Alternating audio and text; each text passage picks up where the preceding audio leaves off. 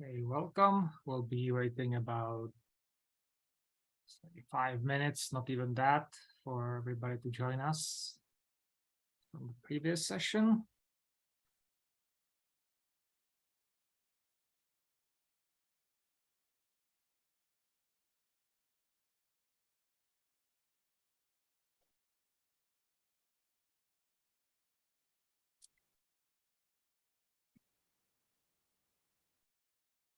Welcome, welcome.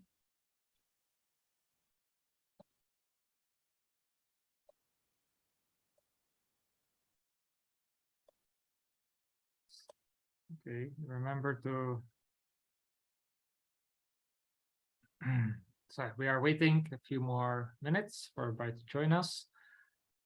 Feel free to ask questions in the chat or raise your hand.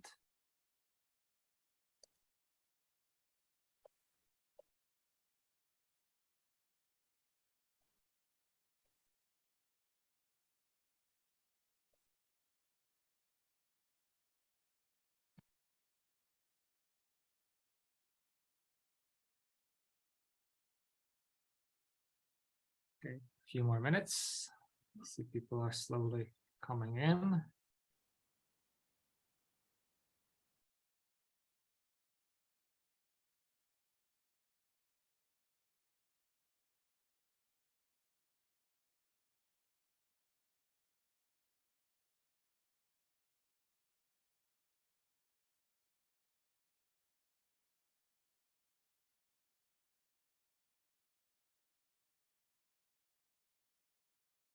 Hello. Still waiting for people to file in for a couple more minutes. Then we get started.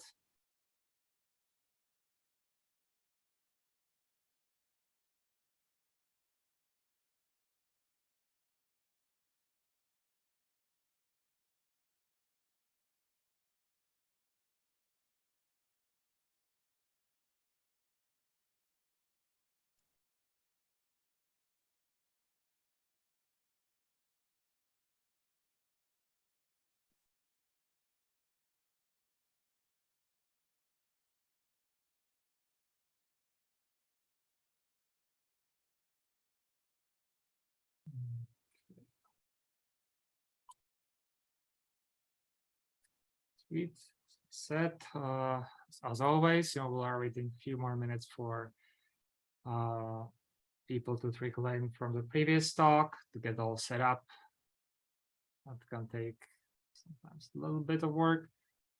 In the meantime, you can prepare your questions. I'm monitoring the chat, so you can feel free to ask any question during the presentation, or you can raise a hand and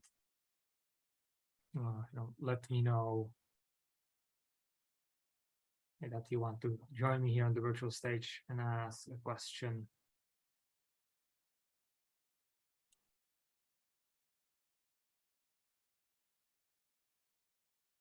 Right.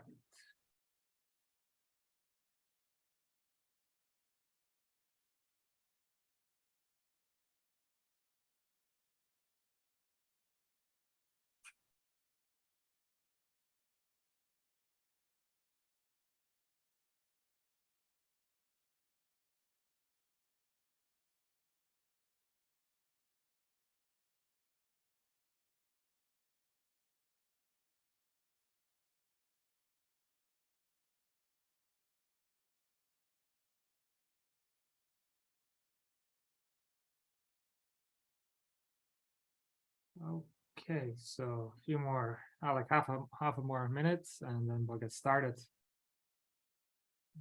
More people joining us still.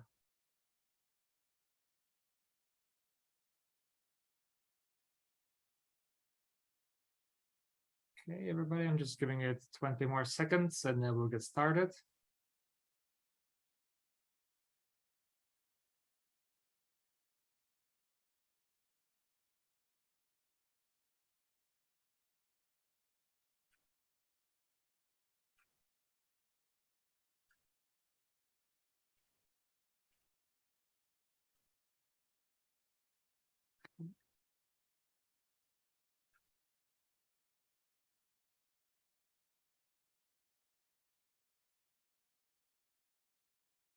Okay, so let's get this started. Welcome everybody to my talk on Meteor community packages in a year in a review and maybe a little bit outlook into the future. My name is Jan Dvorak. You may also know me as storyteller through the Meteor forums and storyteller CZ on GitHub. I'm the CEO of the Universe and CTO at handbyte.one. You could see there my email to reach me and also a link to my GitHub sponsorship. So if you like what I'm doing, be it either for Meteor community packages or activities like this conference, I would like to strongly encourage you to, support me so that I can do more of that. And before we start, just a reminder, as always, if you have any questions, feel free to ask them in the chat. I am monitoring that, so that's why you'll see me constantly looking that way, because that's where my chat window is. Or you can raise your hand via the Zoom feature, and I'll be happy to invite you on this virtual stage to ask your question or give your opinion. So what I'm going to cover in this presentation, first of all, a very quick who is who in the kind of like the top community. If I was to cover who is who for everybody, then that's more of a website project, which hopefully I get one day to build. I'll be then covering our notable updates of some of the especially latest releases that we did in places like Blaze. I'll be talking about some of the new additions to the Meteor community packages family. And finally, a bit about future work that we have ahead. So very quickly of who is who. There is me, Jan Dvorak. I'm kind of like, say, manager for or maintainer for all of the packages. So if you submit a pull request to one of the MCP packages, it's very likely that's either it's going to be me who is going to be reviewing it, merging it, and then releasing a new version. If it's more Blaze related, then that would be Jan Kuster, who I would ask to review and manage. And we also have Kelly Copley, who has been instrumental in starting this, and he also pops in and out often to help with different tasks. We also had Harry Adele, but probably couple of months ago, he went on a hiatus because he's performing his citizen duties. So we won't be seeing him, sadly, for a little bit, which is quite a big loss because he's been driving force in many of the improvements, like in collections too, and similar packages. But unless something bad happens to him, which we pray does not, then he should be returning in a year or two back to us.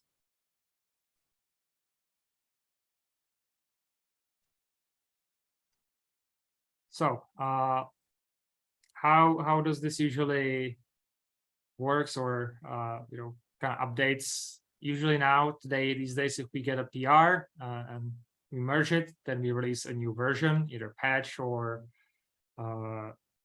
feature release. We have a couple of major releases coming up as well, but that's a different story. Big news, Jan Kuster now has GitHub sponsorship as well, so you can support him and his effort in the community as well. And right now, we don't have enough maintainers. As you see, it's kind of like was 3 major guys, and we have occasionally people coming in with individual items, so we don't have enough of regular maintainers to really be consistent with everything. So we have to switch to more of it like going in cycles. So for a certain amount of time, one package gets more attention, and then we once we fix issues and merge PRs there and make a couple of releases there, then we kind of switch our attention to another one and kind of have to work in these cycles. Mostly it's based on urgency. I'll kind of cover that later as well. One of the big things that we have been also working on this year is to move a lot of the testing and similar activities to GitHub Actions, because usually once we get a package, or like all the packages have like their own setup for testing and other action, it's all over the place.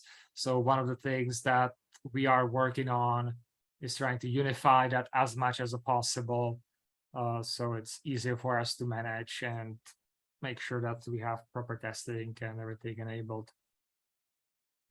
Speaking of big updates, we had released Blaze 2.6 and 2.6.1. We have Blaze 2.6.2 release in works. It's a patch release, and maybe we'll have also TypeScript types added to it. So especially if some people are working Oktoberfest, that's a good good opportunity to get PR in. But that is something that is going to come out probably in a couple of months, depending on how much we want to include in the release. We have also started, or Jan has started, the other Jan has started working on Blaze 3.0 together with everybody else who is contributing. What this will do, it will remove fibers altogether, if anything still remains in there. We are moving our code base to ES6 because we have kind of the technical depth in that. And if there is somebody who proactive, maybe even to full TypeScript, that shall be seen, but definitely to ES6. We'll be deprecating the UI package, which has been de facto deprecated for years, but now we'll make it official.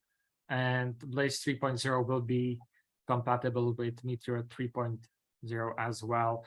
And there's some other smaller features like having better errors reporting when something happens. And if you want to get involved with working on Blaze, you're always welcome. This repository is one of the few strange ones that are kind of part of our management, but they are still under the, could say, original owner and supporter. In this case, it's still under Meteor Blaze repository, so you can go there and volunteer to help with stuff. It's always more stuff to do. So another thing, we also did a bit of an update of the testing suite, specifically Meteor browser test. Version 1.4 brought added support for Playwright, which is one of the new testing, say, browsers or providers. And then we had a series of rounds of fixes and improvements on that front till version 1.51, which is the latest version that you can get. So the next thing that oops, sorry, it looks like that's made a mistake here in copying. The next thing that's coming in, so I'll have to get it from memory, or that has happened, we had update in Meteor Desktop, which was to fix issues we had with outdated packages, kind of bring it under our management. So we had a couple of releases there, but it's still missing. And this is going to be our next, or at least for me, my major focus in the coming months to get it working. Main issue there being that the version of Electron we are on is not compatible with Apple M1 chips. This is quite a bit difficult for me because I don't have any Apple devices, or especially no Mac to test this on. So this, if you have that and would like to help with bringing Meteor Desktop to work on the latest Mac devices, that would be very appreciated.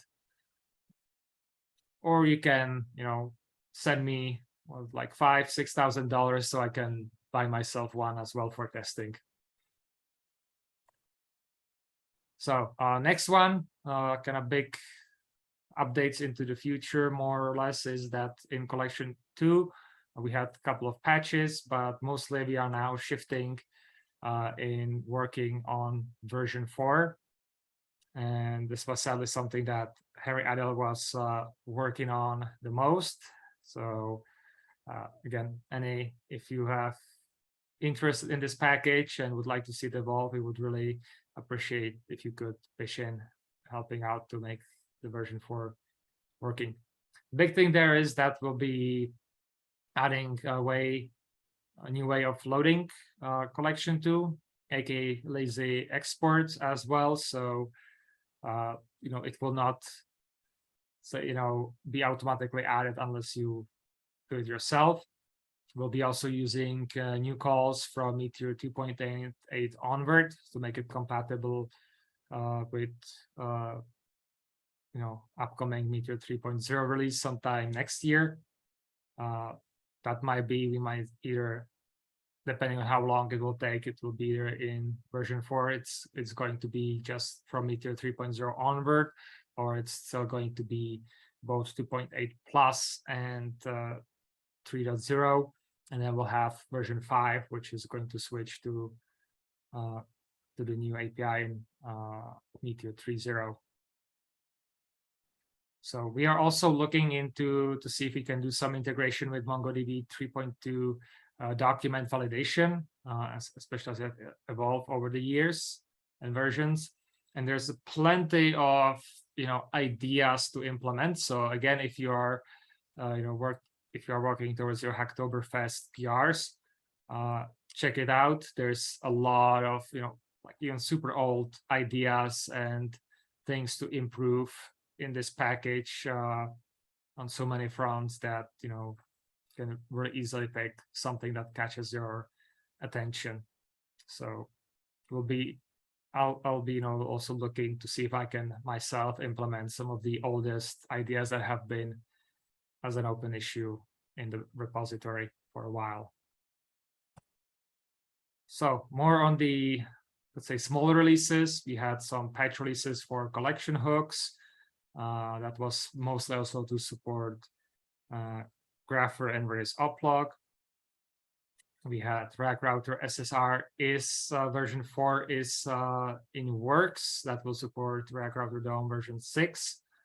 And we have a new version for check npm version, which should support TypeScript.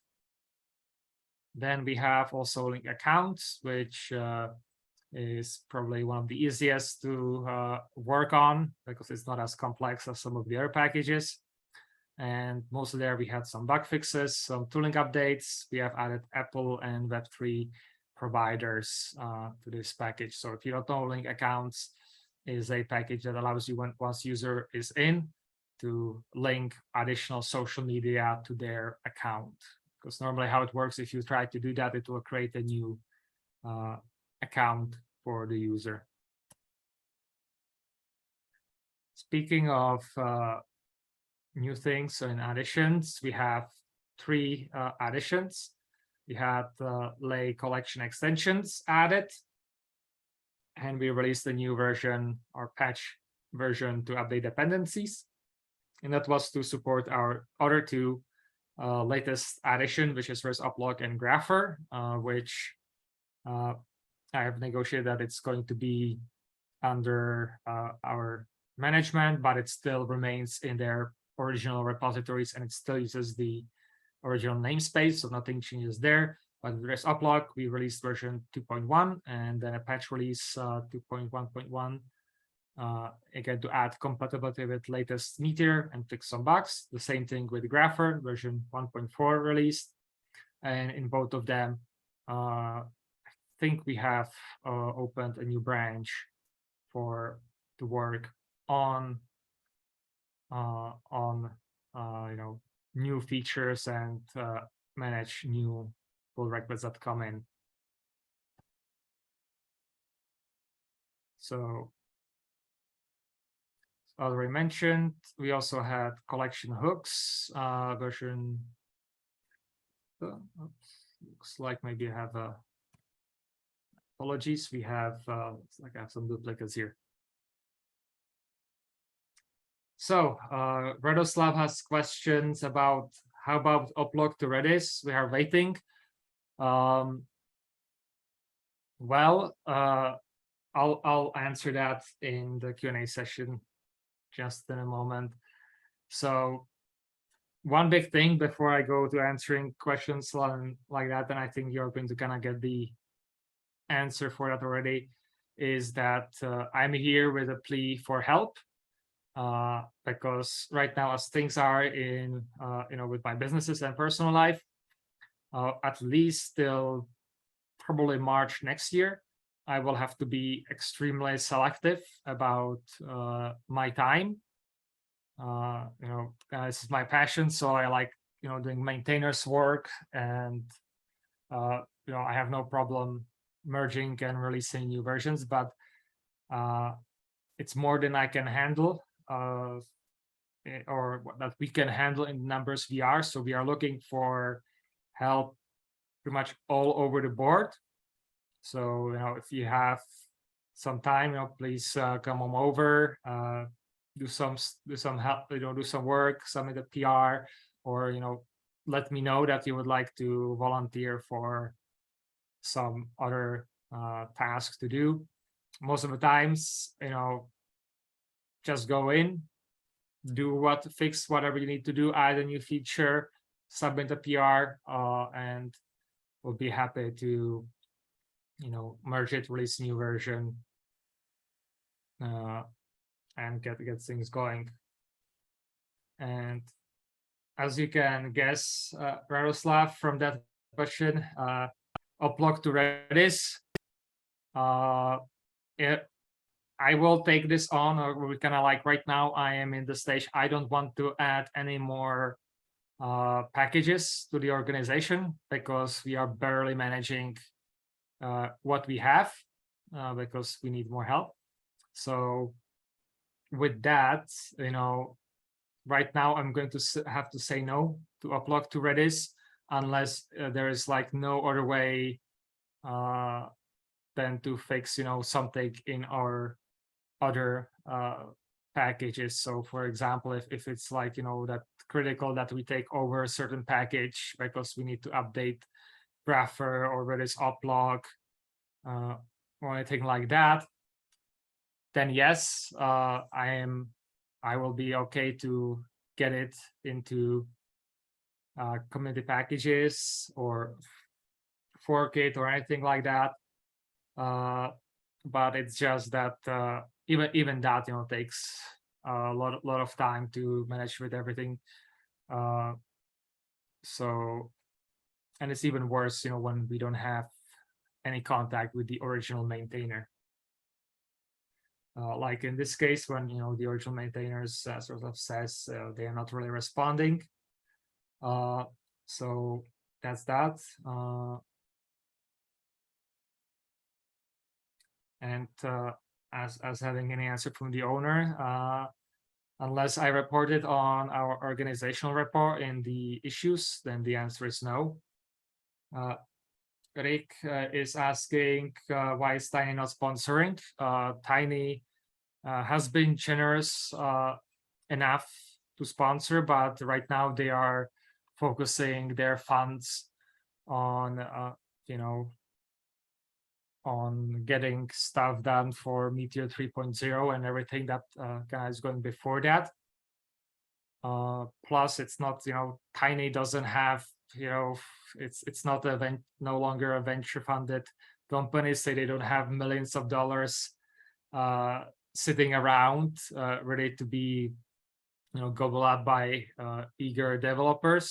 So it's not something like they can just throw money at the problem.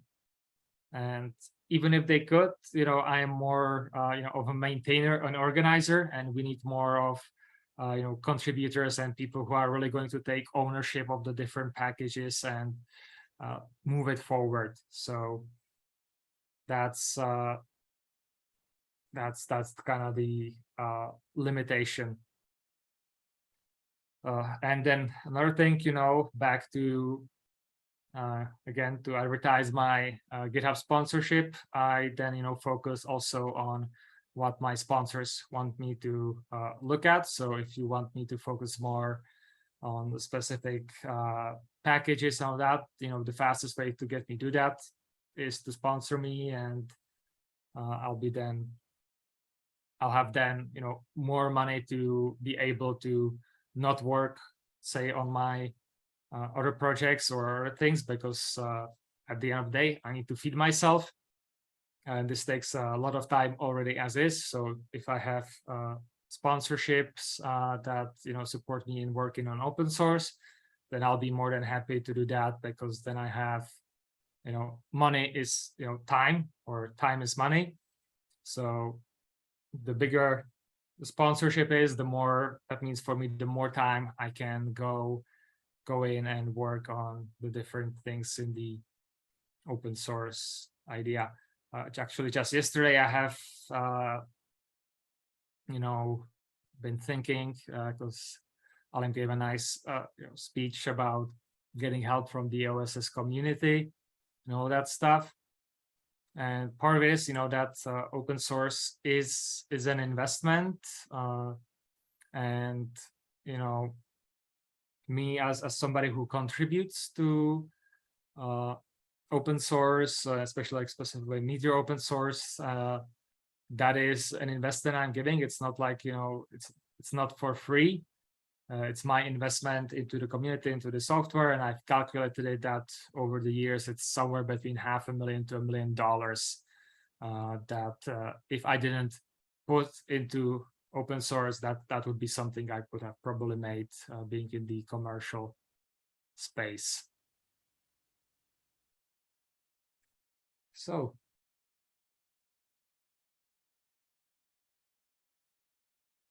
any more question?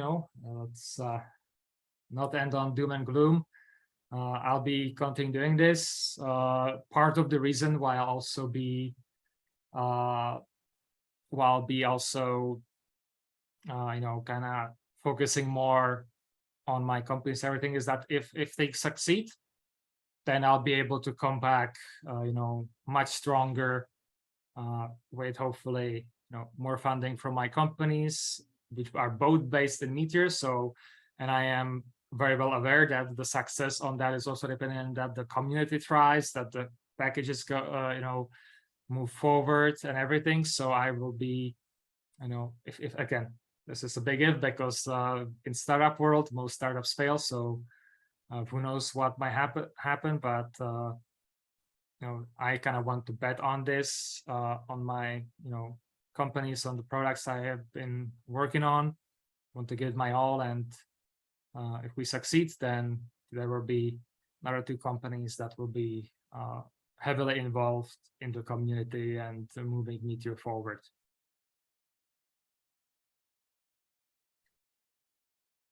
Okay. So we have about a minute for any last remarks or thing.